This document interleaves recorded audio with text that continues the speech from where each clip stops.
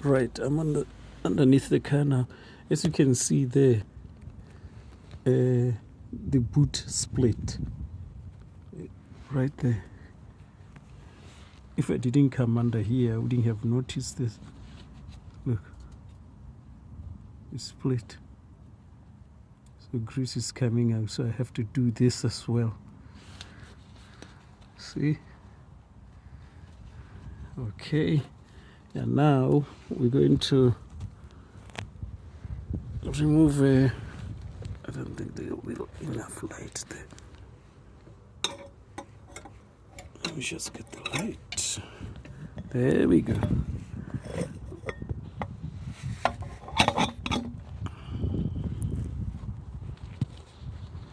All right, there is this cover that we have to remove. Well, it's not a cover, it's kind of a shield, a heat shield. It's just some clips, but mine got broken, so I used cable ties. So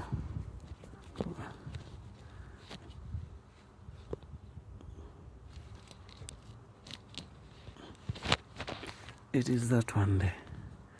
My goodness, lack of resources is not good. It is that one there. Okay, normally it will have clips. Okay, I used cable ties, so I've cut this one. I'm going to cut the other one on the other side. Okay, so this heat shield. All right, so let me just cut the other side and then show you where the other things are.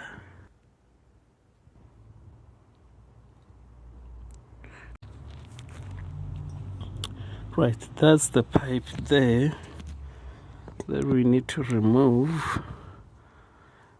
Can't get my hand in there because I have the light on the way, but that's the pipe there, that big pipe there.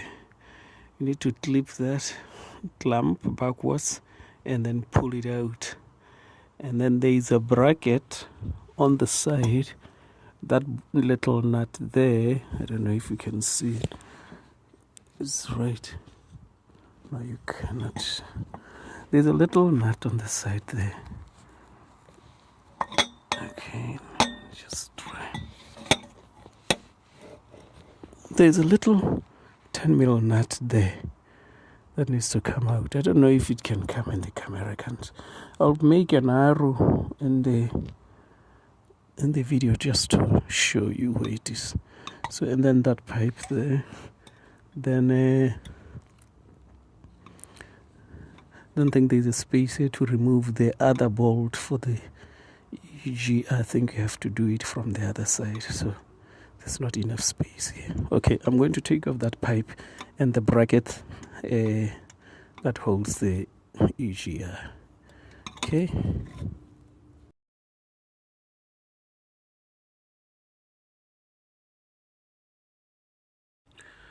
Right, I removed the 2 bolts, these 2, for this pipe at the top here. Okay, this thing is now loose. It's just ready to come out. I'll show you exactly what I've done on the other side. So let me just take it out. Okay, I think there's still a bolt or something that is holding, so I have to look for that.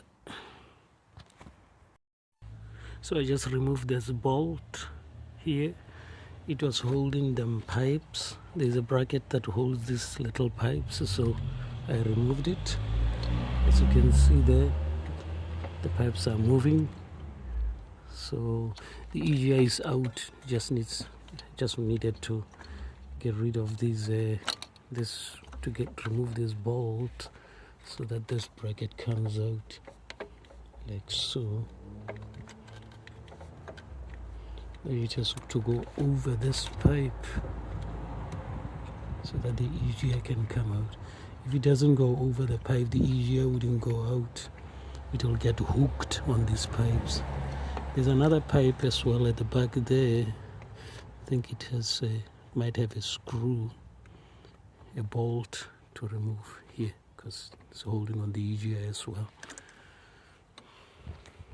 Right, it's very late now. I've been doing this all day. There are 2 screws here, 2 bolts.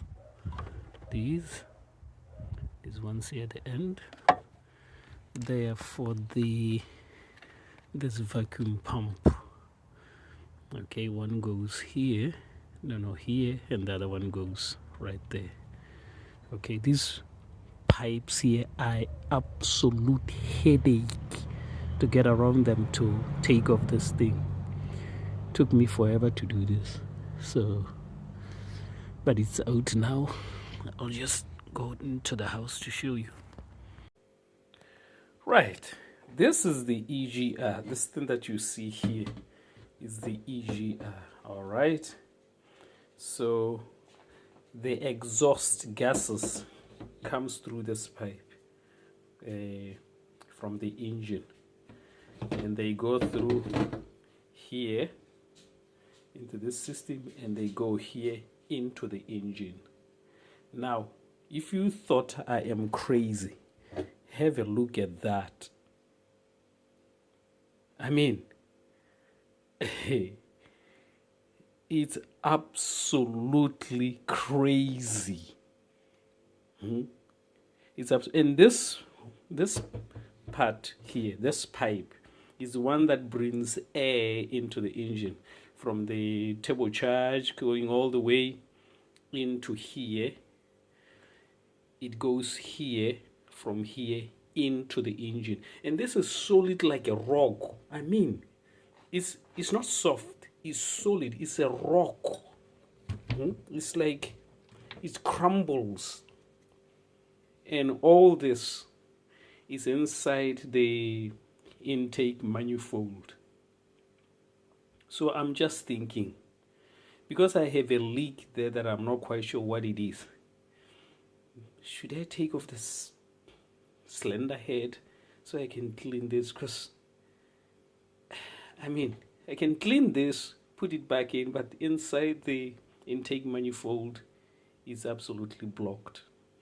All right, now this thing, when you take it off, it's a bit of a fiddle. Okay, you have 2 screws here for this intake here of the exhaust. There's one here and there's another one here. Now this one, when you remove it, you're removing it blind, you cannot see it.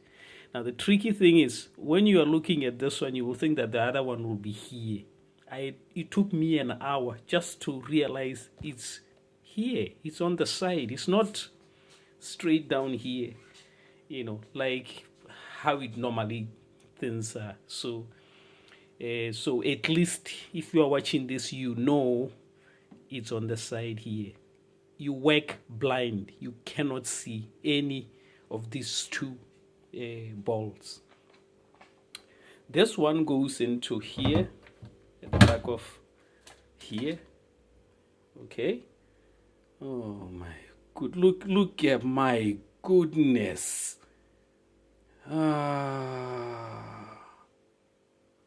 My goodness, it's shocking. So that one goes in there. It has 2 bolts, this one and this one at the bottom. Okay, this EGR is water cooled, so you have water coming in here through the body. Okay, comes in here through the body to cool it out, and then it comes out here. Some of it goes out here to the engine, because this is connected to the this is connected to the part where hot water goes at the top of the radiator. So how does it work? Hot water goes to the bottom of the radiator. No, hot water in the engine rises, and then it goes to the top, because hot water doesn't go down, it rises, goes to the top of the radiator, and this is connected to the top of the radiator, all the pipes. So that means this is a return to the radiator with the, because it goes in here to cool all this and then it returns.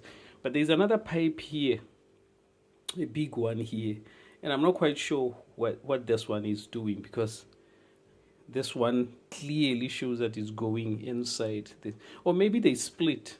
This one goes back, this one goes back into the system. I don't know, but that's just how it is. All right, now let me just spin it like this. This one here goes, there's no bolt that holds this. I thought there is a bolt that holds this, but this one, it goes here. Okay, no, on this side here.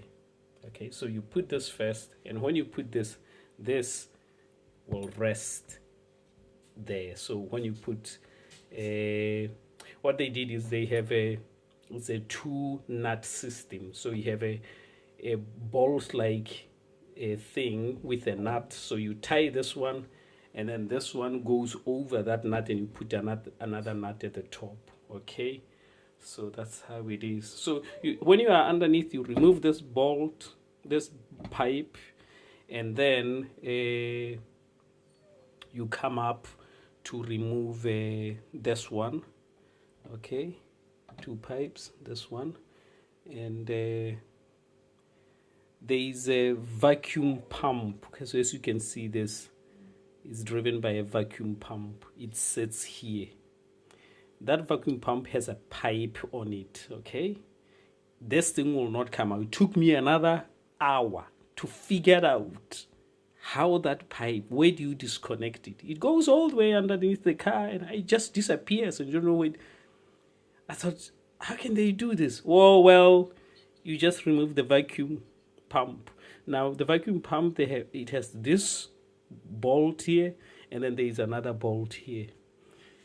I found this one, and I couldn't find what the other one is. I looked everywhere.